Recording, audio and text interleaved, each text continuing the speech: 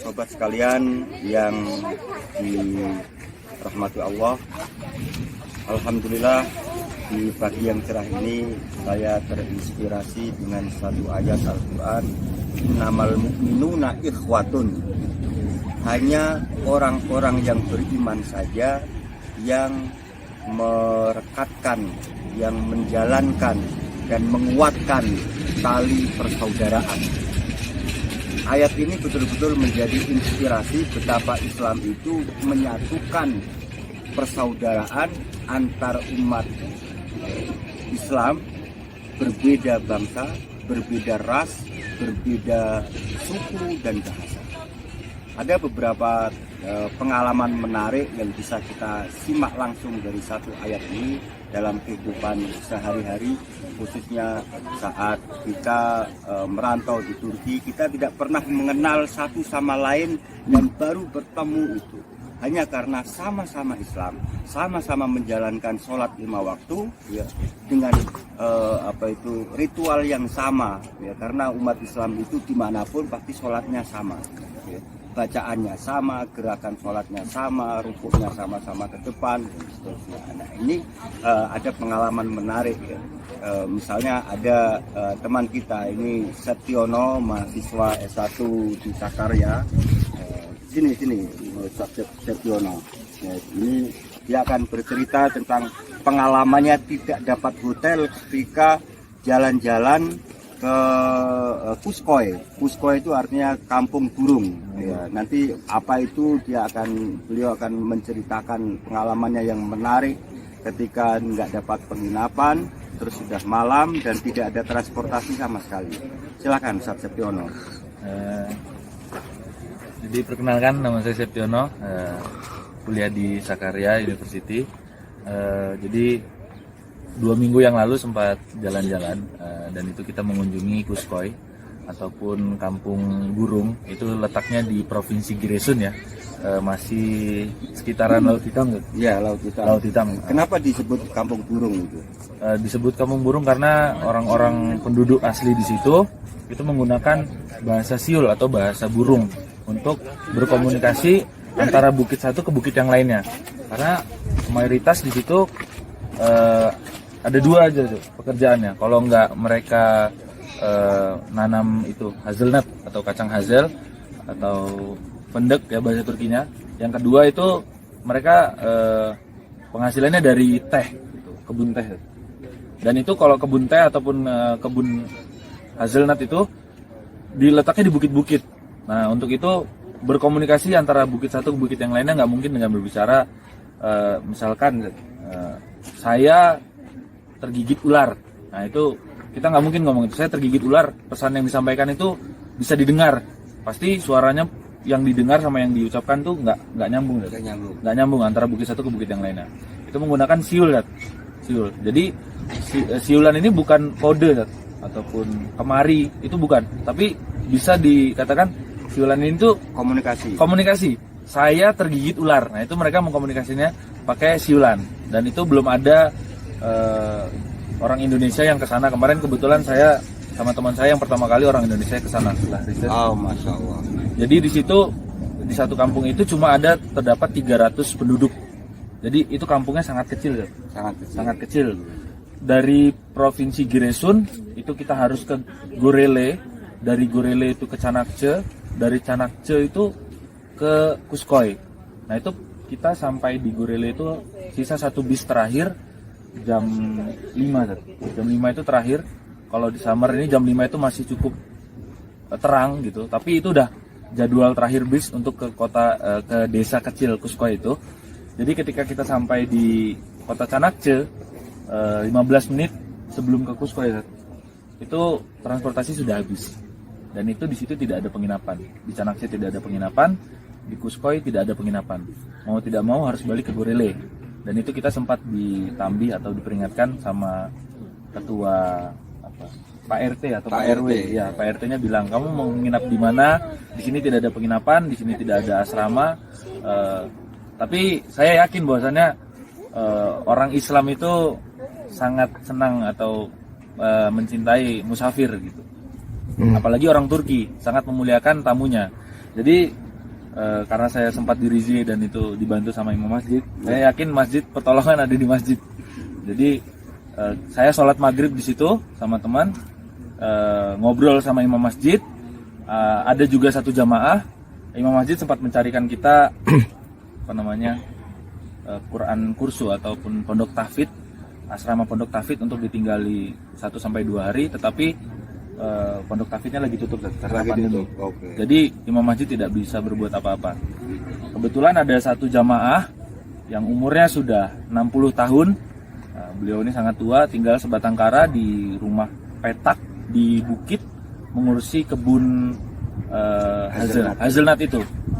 Beliau sendiri akhirnya beliau bilang, ya udah malam ini, hari ini kalian menjadi tamu saya. Masya Allah. Padahal belum kenal sebelumnya. Apa yang bisa membuat beliau itu menawari Anda? Apa karena kelihatan sedih atau bagaimana itu? Jadi saya sempat bilang, mungkin beliau sempat mengawasi kita atau memperhatikan kita. Kita bilang sama imam masjid di situ, kita tidak ada penginapan.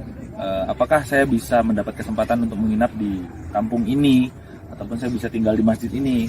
Kalau untuk tinggal di masjid tidak diperkenankan karena masjid setelah isya dikunci kan. Dibuka lagi baru subuh. Jadi mau tidak mau kamu harus ya cari penginapan di kota Gurele, dan itu pun harus naik taksi. Sedangkan taksi juga tidak ada kan. Taksi juga udah tidak ada. Mungkin orang yang ini merasa iba kan. Dan melihat kita juga, kita sholat. Habis itu kita ditanya, nama kamu siapa, asal kamu dari mana, kerjaan kamu apa di sini. Saya bilang, saya pelajar dan teman saya ini pelancong. Kamu yang stand up komedi itu ya? Iya, Zawin. Zawin. Habis itu kita ngobrol sedikit-sedikit. Saya Hanafi, gini-gini. Oh ya, saya Syafi'i, saya bilang. Karena orang Indonesia bermadhab Syafi'i. Syafi'i. Oh, kamu Syafi'i ya. Yaudah, kamu bangun subuh nggak? Dia nanya sebelum ngajak ke rumah itu, kamu bangun subuh nggak? Bangun. Jadi sebelum isya itu, habis maghrib pas, kita langsung dibawa naik mobil. Beliau karena tinggal di... Dipastikan berarti apakah Anda sholat 5 waktu bukan Muslim KTP gitu ya? Iya, maksudnya karena beliau ini kebiasaannya sholat 5 waktu di masjid. Jadi beliau mengajak kita, sebenarnya tidak diwajibkan untuk sholat di masjid, cuma beliau ingin mengajak sholat subuh berjamaah di masjid. Sebenarnya kita diperkenankan untuk sholat di rumah, cuma ditanya, kalian bangun subuh enggak? Gitu. Bangun Pak, gitu. Namanya Pak Omer Bilge, saya masih ingat namanya Omer Bilge. Itu kita langsung naik mobil di sana, kita ngobrol-ngobrol sebentar. Lepas itu sholat isya. Sholat isya kita balik lagi ke masjid. Habis sholat isya baru balik lagi ke rumah beliau. Beliau mengeluarkan semua makanan yang ada di kulkas. Saya bilang, saya perlu bantu apa Pak? Tidak usah. Kalau kamu membantu itu bakal jadi aib buat saya, karena kamu tamu saya hari ini. Jadi tidak boleh ikut membantu nyuci piring, nggak boleh ikut bantu masak. Nuangin air minum sedikit pun tidak boleh. Apalagi kabarnya sebelumnya antum cerita bahwasanya yang membuat beliau itu sangat terkesan itu Anda juga bisa bahasa Arab gitu. Ya, saya bilang bahwasanya saya lulusan pondok. Oh kamu bisa bahasa Arab? Saya bisa bahasa Arab, saya bisa ngaji. Teman saya juga kalau ngaji azan suaranya bagus gitu. Iya.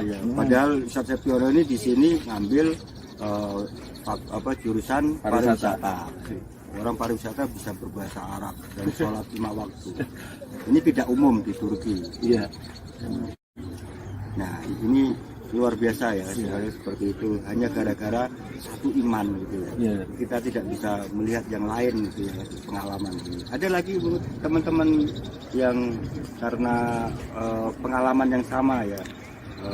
Bagaimana Anda memahami kebenaran ayat innamal mu'minuna ikhwatun.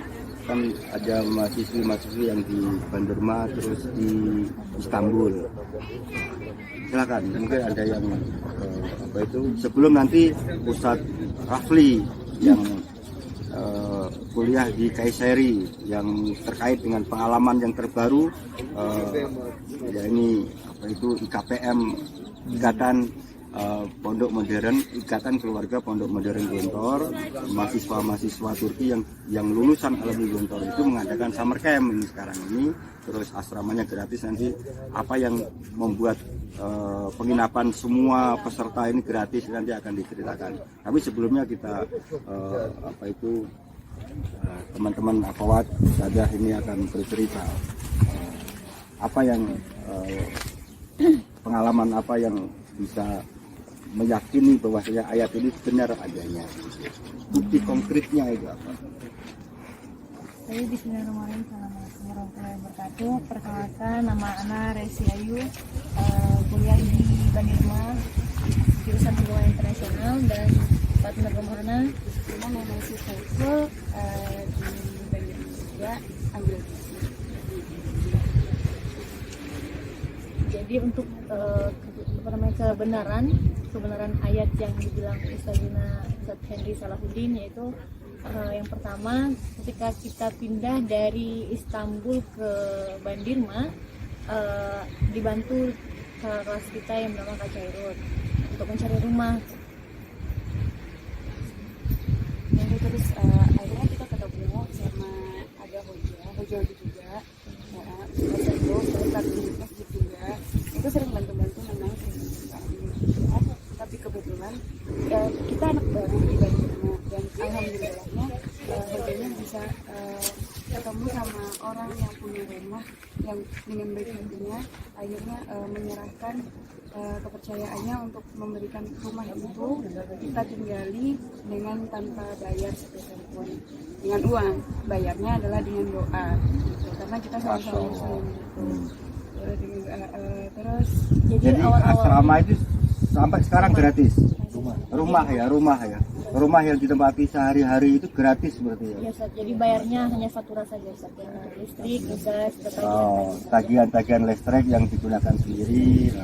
Awalnya karena kita udah lama dari Indonesia, atau salah pemahaman kah atau kayak gimana, pertama perkenalan, namanya siapa, muslim. Kemudian ada hoja, ustadznya itu ustadz sama ustazah yang punya rumah itu berpasangan, ternyata guru bahasa Arab di Imam Hatib. Kemudian pas ditanya, kalian orang-orang baik, kita belum perkenalan banyak, cuma nama dari orang Indonesia. Kemudian habis itu beliau nanya, insya Allah kalian ini sholat 5 waktu, kemudian kalian bisa ngaji juga, kalian pakaiannya rapi, sopan. Saya suka banget dengan kalian, senyum terus begitu. Kemudian pas ditanya lagi, kalian bisa bahasa Arab? Ya alhamdulillah, kita lulusan dari pondok pesantren, kita bertiga lulusan pondok pesantren, bisa berbahasa Arab dan berbahasa Inggris. Kemudian beliau saling mengobrol dengan suaminya, ngobrol bahasa Turki agak cepat, jadi kira kurang paham apa yang diobrolkan. Akhirnya beliau bilang, rumah ini rumah wasiat dari rumah peninggalan almarhum ayah saya. Saya yakin kalian ini juga orang-orang baik dan insya Allah doa kalian dikabulkan oleh Allah, kata beliau. Saya juga nggak tahu dari mana beliau sampai yakin, sebegitu yakinnya doa kita ini begini gitu. Akhirnya beliau memutuskan untuk tahun ini, dari tahun pertama sampai dari September sudah datang sampai September ke depan, kalian cukup bayar dengan doa saja. Doakan almarhum ayah saya yang sudah meninggal, semoga ini jadi amal jariah untuk beliau, katanya. Masya Allah. Kemudian beberapa hari yang lalu, awalnya perjanjian pertama itu kita cuma 1 tahun saja. Kemudian pas saya di asrama, ditugaskan di pengurus asrama, dapat telepon dari beliau bahwasanya, kata beliau, kalian kapan balik ke Bandirma gitu, karena kita masih ada tugas di Istanbul, jadi belum bisa ngobrol secara langsung. Akhirnya saya ditelepon oleh FSIB-nya. FSIB itu pemilik rumah, nanya kabar, bagaimana kabarnya. Akhirnya beliau nanya, ngapain di Istanbul itu kebetulan pas itu teman saya Nemesis itu lagi project menulis kamus menulis kamus, dan pas itu saya lagi tugaskan untuk jadi pengurus asrama Imam Hatib. Menulis kamus dalam bahasa Turki, Arab, Inggris, Indonesia. Masya Allah. Kemudian pas dia tahu, kenapa kok bisa kamu jadi pengurus asrama sedangkan kamu juga masih belajar, belum lulus kayak gitu. Saya dapat panggilan dari kakak saya yang diminta oleh Fatih Hoja, cari satu orang yang insya Allah udah siap ngurus asrama dan udah biasa gitu kan. Karena kita di pondok dulu udah biasa ngurus anggota-anggota yang dengan bermacam watak dan karakter. Jadi menurut saya sendiri udah insya Allah udah biasa lah.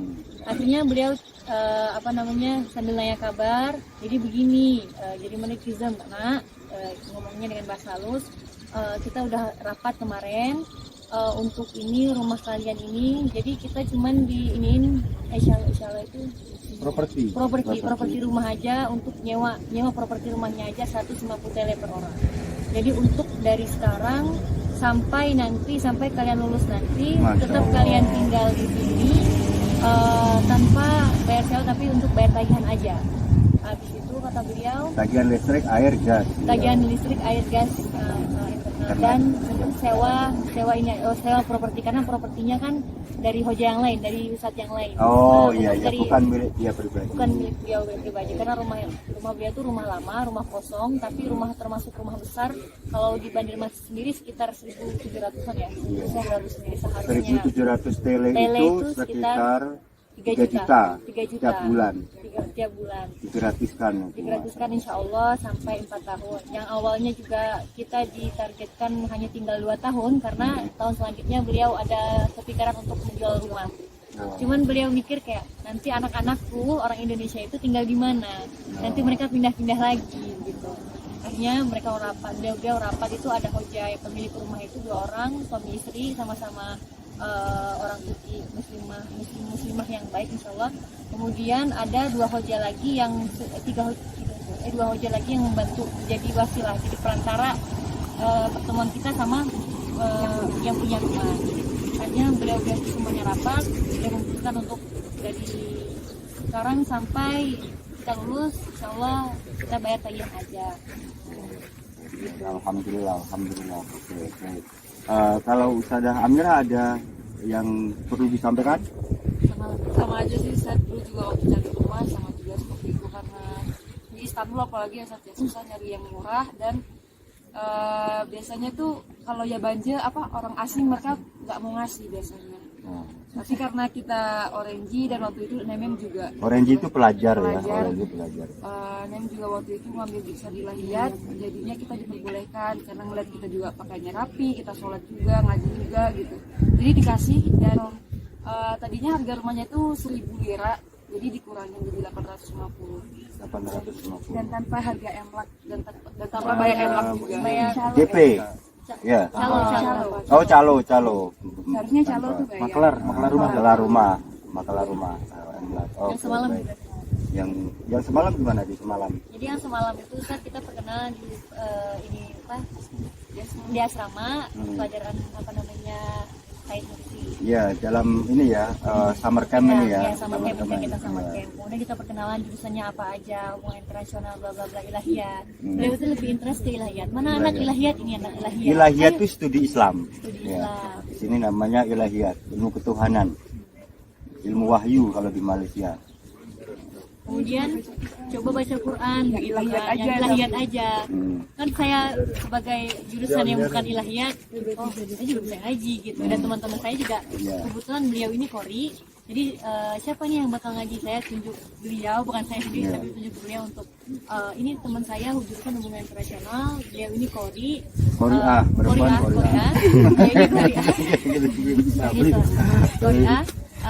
Coba silahkan baca surah Al-Baqarah terakhir. Kemudian pas beliau baca, semua orang Turki itu ngambil HP video kayak takjub semua, kayak ternyata bukan cuma ilahiyat aja, ternyata orang jurusan lain, hubungan internasional, jurusan yang lainnya juga kalian bisa ngaji semuanya. Akhirnya kita ngasih penjelasan bahwa semuanya dari pesantren, lulusan dari madrasah juga, satu sekolah. Kita juga banyaknya mengenal Said Nursi. Kemudian awalnya cuma 1 hari ya, dikasih ya setelah kenalan ngobrol kan, karena madrasah kan setiap hari itu dipakai gitu kan. Kata beliau ngomong sama suaminya 1 hari aja. Akhirnya semalam tiba-tiba setelah ngobrol semalam, udah nggak apa-apa, mereka sampai kapan maunya. Sampai kapan maunya? Sampai saya senang gitu, kata beliau. Karena menarik ya, ini seperti ini beda dengan umumnya di Turki yang sekuler saat ini. Ya kalau dia tidak belajar ilmu agama, dia nggak bisa ngaji atau bahkan sering yang tidak banyak yang tidak sholat juga kan gitu. Betul, Ustaz. Ini ada, jadi ini ada orang mahasiswi ngambil jurusan umum applied science, tapi dia praktek keagamanya juga multazim, rutin, terus memahami bahasa Arab, memahami apa yang dia baca dari Al-Quran dan seterusnya. Ini gembira sekali mereka, sehingga ibaratnya ya betul, inamal mu'minuna ikhwatun. Yang mengikat itu bukan kebangsaan atau ini orang asing atau bukan perasaan kasihan atau apa, tapi karena diikat dengan tadi Islam itu, pemersatu bendera yang lebih tinggi lagi, bukan letak geografis gitu ya. Nah terus ada lagi ya nih disampaikan. Jadi yang sekitar 3 orang semalam yang nyoba untuk ngaji. Kan awalnya mungkin kayak masya Allah gitu, ternyata suara kamu lebih bagus, saya sampai malu, saya nggak mau kan beliau itu seorang hafiz. Beliau itu seorang hafiz. Jadi perempuan saya, karena saya memastikan ini itu laki-laki atau perempuan. Beliau itu seorang hafizoh, termasuk Polri, jadi sampai insecure, sampai malu setelah mendengar suara beliau ini, Ustaz. Padahal hujah gitu ya, hujah ya, guru agama sampai dia ngetes itu sampai malu untuk menunjukkan kemampuannya gitu. Ilahiyat anak Islam mana gitu, seakan-akan meragukan. Teman saya kan lebih bisa gitu, akhirnya HI hubungan internasional. Ternyata. Jadi tidak jadi ngetes yang ilahiyat seperti Islam. Iya. Kalau yang hubungan internasional saja bagus sekali baca Qur'annya ini, apalagi yang ilahiyat. Ini kan luar biasa ini. Nah sekarang kita ini yang pengalaman yang terbaru ini kan mahasiswa alumni Gontor, organisasi alumni Gontor itu kan mengadakan summer camp ini. Nah ini ternyata dari Said Nursi Tulabun Nur ya, ketemu mereka secara tidak sengaja dan digratiskan semuanya biaya penginapan selama 3 hari ini sampai besok. Nah, bagaimana ceritanya itu? Nah, kita simak dari Ustaz Rafli. Bismillahirrahmanirrahim. Assalamualaikum warahmatullahi wabarakatuh. Waalaikumsalam. Perkenalkan, nama saya Ahmad Rafli Baihaqi. Dipanggilnya Rafli. Saya kuliah di HS University jurusan Hubungan Internasional, sekarang semester 3. Alhamdulillah saya di Turki ini udah sekitar 2 tahun mau menjelang ke tahun ketiga. Jadi cerita bermula waktu kita sempat teman-teman di KPM yang ada di Kayseri. KPM itu adalah Ikatan Keluarga Pondok Modern cabang Gontor, cabang Turki yang berada di Kayseri. Saat mendengar maksudnya summer camp tahun ini akan diadakan di kota Kayseri. Nah itu menjadi sebuah tantangan buat kita juga sebagai panitia, karena kita harus mempersiapkan tempat, kita harus mempersiapkan segala persiapan dari makan seperti apa dan juga seperti apa, dan juga akhirnya waktu itu yang semua hal udah kita handle, kecuali satu, tempat tinggal. Tempat tinggal itu agak sulit dicarinya di sini karena pertama itu kan di sini rumah PPI banyak, sedangkan rumah IKPM di sini hanya beberapa rumah, jadi tidak terlalu banyak. Jadi kalau dengan jumlah peserta yang sebanyak ini itu tidak mungkin untuk menampung semuanya gitu. Akhirnya dari teman kami ketua panitia saudara Fadlan itu mulai mencari, dia juga sempat berkonsultasi sama saya, katanya bang ini gimana bang untuk mencari tempat tinggal. Akhirnya Fadlan mencoba, jadi di Erciyes ini, di Kayseri ini ada namanya gunung yang terkenal, yaitu gunung salju, namanya Gunung Erciyes. Nah Gunung Erciyes itu sekitar ada 10 km dari pusat kota. Kalau kita bahkan dari pusat kota, akhirnya Fadlan ini dan temannya pergi ke gunung tersebut, karena di sana ada camp, ada tenda yang dimana tendanya itu udah tetap gitu ya. Jadi permanen. Jadi emang itu disewakan untuk kayak kita mau acara bakar-bakar atau mau acara family time di sana. Nah, awalnya planning kita ingin mengadakan summer camp di sana. Tapi ternyata saat Fadlan tanya dengan orang di sana, pihak yang berkaitan di sana, pihak yang berkaitan berbicara ini nggak bisa, ini nggak bisa untuk pelajar, ini cuma bisa untuk keluarga, karena emang itu udah tanda-tandanya untuk keluarga gitu. Jadi kata mereka ini cuma buat keluarga, buat pelajar nggak bisa. Akhirnya saat itu Fadlan dan temannya agak kecewa juga, agak putus asa juga, karena di mana lagi mau akan ditempatkan para peserta summer camp ini kan. Akhirnya saat itu waktu zuhur sudah tiba, mereka melaksanakan sholat di sana. Jadi di Gunung Erciyes itu ada satu masjid dan mereka sholat di sana. Setelah mereka sholat di sana, bertemulah mereka dengan namanya Hafiz Hoja. Hafiz Hoja atau Hoja itu kita nyebutnya imam masjid.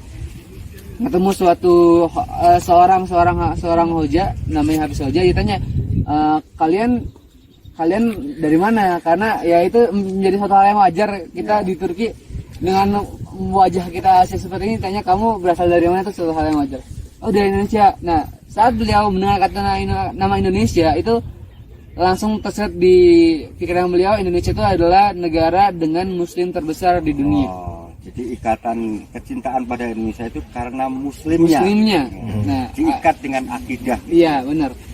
Akhirnya di sana tanya, kamu ngapain di gunung seperti ini gitu kan? Tanya, ini kita lagi kita bakal ada acara summer camp, diceritakanlah pada tanggal 9, 10, 11 Agustus nanti. Diceritakan, akhirnya beliau dengan antusias, oh saya ada asrama. Dia gitu, asrama. Jadi beliau itu adalah hoja atau guru dari salah satu asrama atau kita nyebutnya medrese, yaitu Taleben Nur, yaitu Tulab Nur kalau dari bahasa Arab, dan bahasa Turki kita menyebutnya Taleben Nur. Taleben Nur itu adalah mereka yang belajar atau ilmunya langsung dari syekh ulama di Turki, yaitu Syekh Badiüzzaman Said Nursi. Akhirnya dari sana Fadlan banyak berbicara, tapi Fadlan masih mengambil itu sebagai opsi, bukan langsung iya saya asli, karena itu harus diobrolkan dulu dengan panitia yang lain. Akhirnya Fadlan dari sana udah ngobrol sama hojanya, Hafiz Hoja namanya, udah deket. Setelah itu mereka pulang dan mereka berkonsultasi sama saya juga, bang gimana, kita udah dapat beberapa sih asrama gini, ada opsi ini. Dan ternyata hojanya itu terus menanyakan kepada Fauzan tuh. Oh, terus menanyakan, iya kepada Fadlan. Maksudnya, Fadlan, gimana kamu udah dapet belum ininya asramanya gini. Menawari kebaikan, tapi terus mengejar gitu ya. Mengejar. Jadi bukan basa-basi. Bukan basa-basi. Bukan cuma sekedar ketemu biar dikira baik. Itu emang benar-benar itu orang yang Allah kirimkan kepada kita, itu emang benar-benar orang baik. Kalau umumnya manusia, orang yang perlu itu yang ngejar, orang yang menjanjikan fasilitas. Tapi orang yang mau ngasih pertolongan itu yang ngejar orang yang mau ditolong tadi. Itu apa ikatannya, itu apa itu? Ikatannya akhirnya yang membuat dia seperti itu. Akhirnya membuat dia seperti itu. Islam. Jadi Islam, Muslim. Dan juga ditanya, kamu dulu belajar di mana? Kita belajar di medrese. Kita kan pesantren, tapi kita nyebutnya sih medrese. Itu menjadi suatu keantusiasan lagi kepada beliau. Wah, akan ada acara yang dimana isinya itu orang-orang yang berasal dari medrese juga. Nah, seperti itu. Akhirnya beliau sangat antusias. Terus dikejar Pak Fadlan, ditanya, gimana udah siap? Udah dapat belum asramanya dapat belum? Pada konsultasi ke saya, ya udah kalau emang rumah nggak menghubungi, kalau emang beliau mau, oke, kita bisa ACC ke sana. Jadi peserta summer camp ini, ya mahasiswa alumni Gontor yang ada di Turki ini ada 40-an orang, ya, atau lebih ya? 50. Ya, 50-an. 50-an orang peserta putra-putri yang asramanya penginapannya dipisah, terus kemudian yang digratiskan bukan hanya penginapan tapi makannya juga. Makan dan tentu minumnya juga. Masa ngasih makan ngasih minum kan gini. Jadi ini kan luar biasa itu ya. Yang terus juga akhirnya ACC, dan alhamdulillah Fadlan datang ke hojanya. Sebelumnya itu hojanya kami kira hojanya hanya memberikan untuk laki-laki.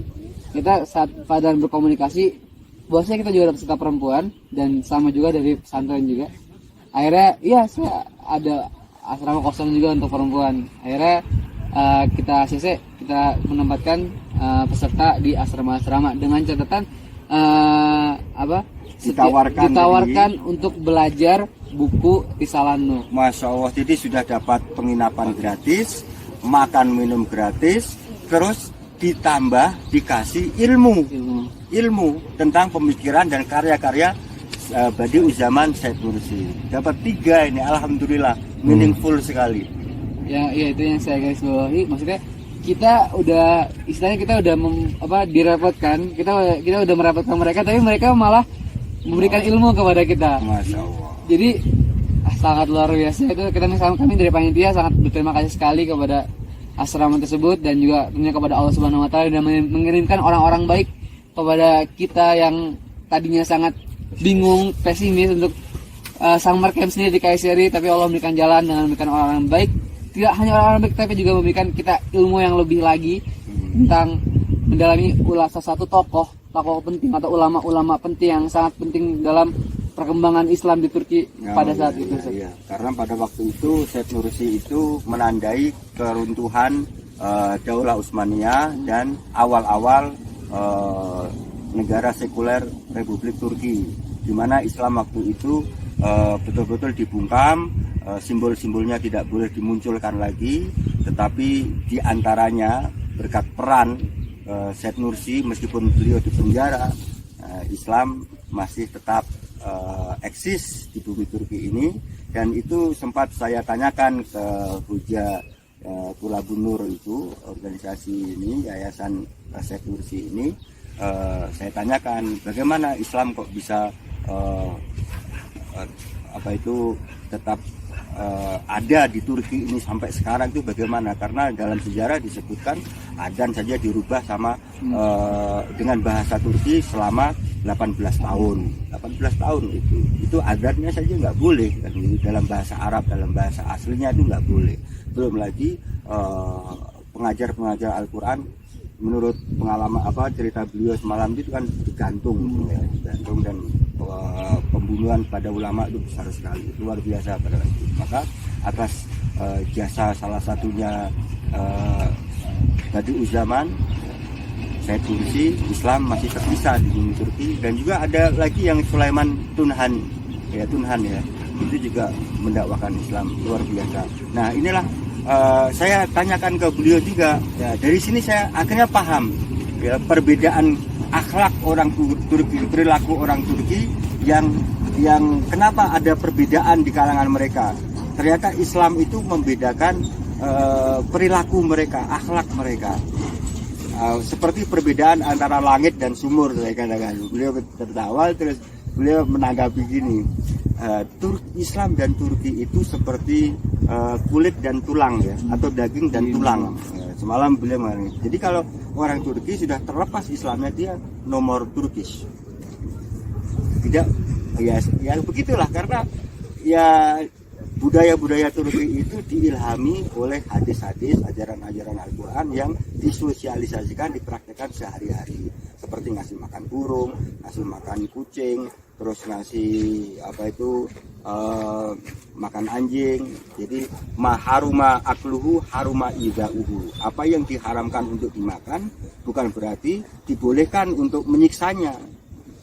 Mereka selalu seperti itu ya. Bahkan musim dingin itu kebiasaan orang Turki ya, yang di gunung-gunung itu ngasih makan burung-burung, karena persediaan makanan yang disediakan oleh alam itu tertutup salju semuanya. Nah itu kan berbasis hadis Nabi ya, bahwasanya apakah ada sahabat yang bertanya apakah kalau kita ngasih makan ke binatang itu kita akan dapat pahala. Rasulullah menjawab likuli rotin likuli kabidin rotbatin ajrun. Setiap hewan, setiap makhluk yang mempunyai hati yang basah, itu kalau kita memberikan kebaikan pada dia, pemberinya akan mendapatkan pahala. Dan itu dijadikan ya, termasuk banyak sekali yang ada. Nah, hal-hal yang seperti ini membuktikan bahwasanya inamal mu'minuna ikhwatun. Jadi yang pengikatnya adalah Islam, persaudaraan, dan mereka ingin masuk dalam kategori ayat itu. Hanya orang-orang yang beriman saja yang mengukuhkan tali persaudaraan. Kalau yang tidak beriman ya. Jadi di masjid kita bisa beribadah, kita bisa mendapatkan hasanah di dunia dan hasanah di akhirat. Tapi jangan pergi ke masjid karena untuk mendapatkan kepentingan duniawi. pengen ditolong, pengen ini, atau pura-pura melas dan seterusnya. Itu kalau kita karena Allah, semuanya akan ngikut yang kepentingan duniawi. Dari Kapadokia, kami semuanya mengucapkan selamat tahun baru Islam 1443 Hijriah. Fi kulli amin wa antum bi khairin. Demikian, Assalamualaikum warahmatullahi wabarakatuh. Terima kasih Ustadz Bagus yang baru menyelesaikan S2-nya di Istanbul Daim University. Mudah-mudahan yang sekarang menjadi kameramen ini, mudah-mudahan sepulangnya dari Turki ini bisa mengamalkan ilmunya dengan baik, bermanfaat di dunia dan bermanfaat juga di akhirat. Jazakumullah khairan katsiran. Assalamualaikum warahmatullahi wabarakatuh. Iya.